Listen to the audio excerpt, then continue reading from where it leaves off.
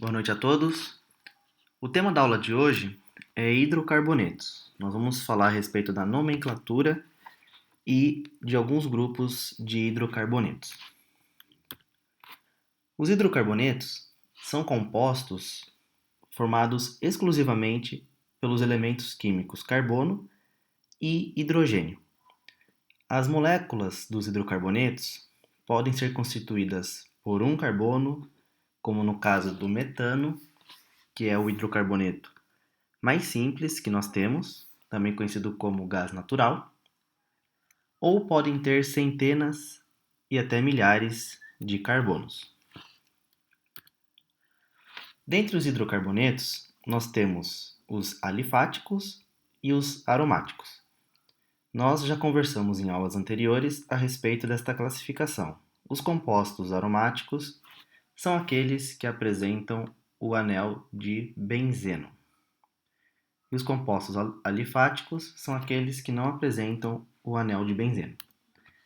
Dentre os compostos alifáticos, nós temos os que são de cadeia aberta e os de cadeia fechada. Os de cadeia aberta são classificados em alcanos, alcenos e alcinos, de acordo com o tipo de ligação que existe entre os átomos de carbono. Assim também como os compostos fechados, os cíclicos, né? Nós temos os cicloalcanos, cicloalcenos e cicloalcinos. Dentro dos aromáticos, a gente também tem algumas classificações, a gente vai ver mais adiante. Então, vamos iniciar com a nomenclatura dos hidrocarbonetos. A nomenclatura dos hidrocarbonetos, segundo a IUPAC, ela é formada por um prefixo. Esse prefixo determina o número de átomos de carbono que nós temos na cadeia carbônica. Essa nomenclatura é para os hidrocarbonetos normais, não ramificados. Quando tem ramificação, é acrescido antes do prefixo a posição e a nomenclatura da ramificação. Então, inicialmente, eu vou mostrar para vocês como que se dá nome aos hidrocarbonetos não ramificados. Então, temos o prefixo, que determina o número de átomos de carbono na cadeia. Esse prefixo ele vai mudar de acordo, então, com essa quantidade de carbono. Quando nós temos apenas um carbono, o prefixo é met. Quando temos 2 carbonos, é et. 3 carbonos, prop. 4 carbonos, but. A partir do quinto carbono, de 5, né, carbonos, a gente usa essa nomenclatura bastante conhecida pelos amantes do futebol. Então, pent, hex, hept, oct, non, dec e assim por diante.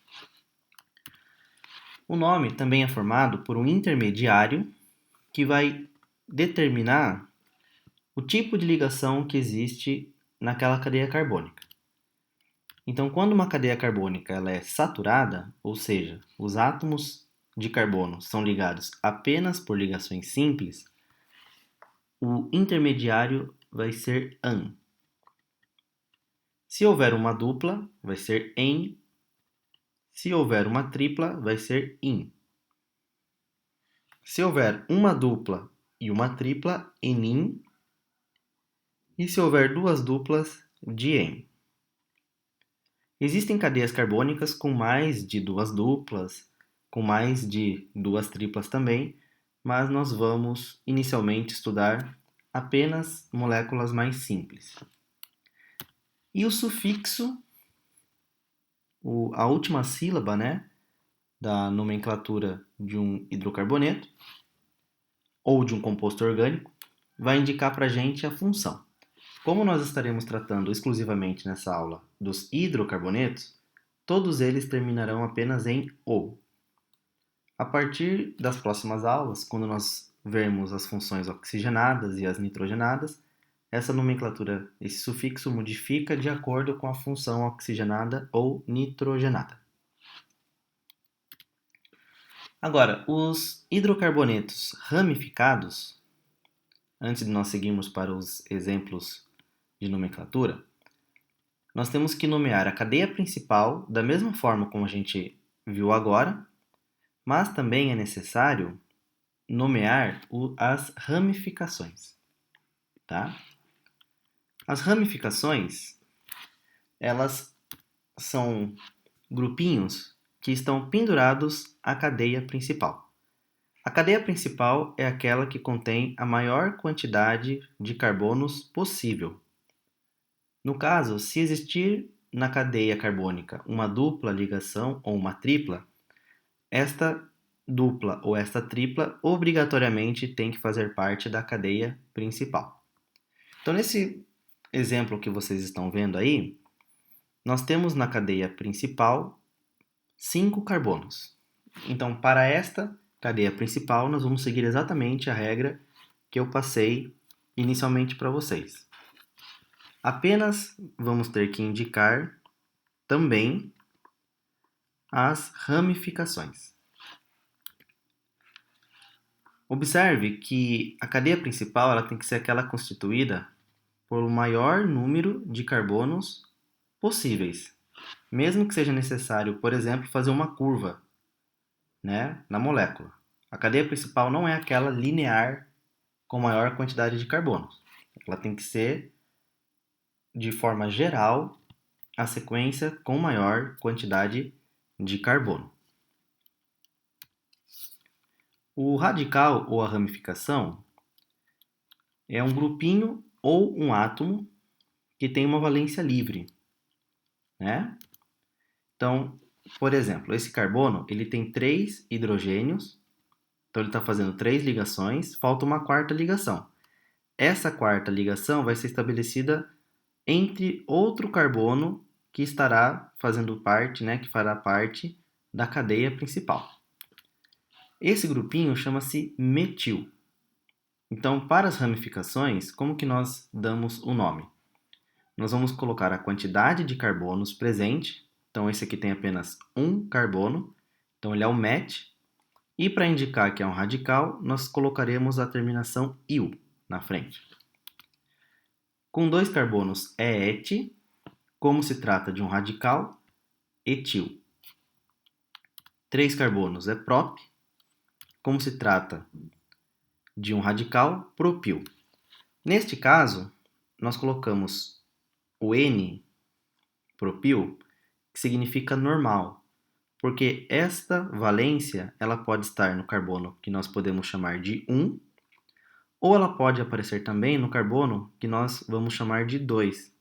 Neste caso, este radical vai se chamar isopropil. Então, nós temos o N-propil, que é o radical ou a ramificação, onde a valência livre está no primeiro carbono. E nós temos o isopropil, que é o radical ou a ramificação em que a valência está no carbono de número 2, sendo esse o carbono 1. Tá certo? A mesma coisa vai acontecer com as ramificações ou radicais de 4 carbonos. 4 carbonos é but.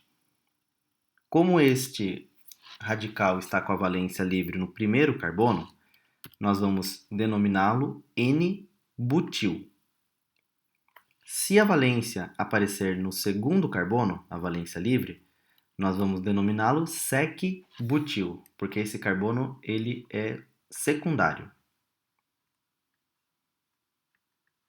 Por que ele é secundário? Porque ele tem outros 2 carbonos ligados nele. Mas também podemos lembrar que ele é o carbono de número 2. Se nós considerarmos esse sendo o número 1, esse será o carbono de número 2. Nós temos também o terc-butil, porque a valência livre está num carbono terciário. Esse carbono ele é terciário porque tem outros 3 carbonos ligados nele. E nós temos o isobutil, que é quando a valência está num carbono primário, só que ele é diferente daquele carbono, daquele radical do N-butil. O N-butil ele tem uma cadeia normal, por isso é chamado de N-butil, normal. Esse daqui é como se tivesse uma ramificação na ramificação. A gente chama ele de butil. Então, esses são os principais radicais ou ramificações que aparecem. Existem outros. Nós temos ramificações com ligações duplas, como o etinil. Nós temos o propenil. Bastante importante, inclusive, o anel benzênico ele pode ser considerado uma ramificação. Nesse caso, ele se chamará fenil, com 2 núcleos alfa-naftil, com 2 núcleos também, mas na posição diferente. Ó. Esse daqui, essa posição a gente chama de posição alfa. Essa posição é a beta, por isso chama-se beta-naftil, e esse chama-se alfa-naftil. Mas os principais são aqueles que eu passei anteriormente para vocês.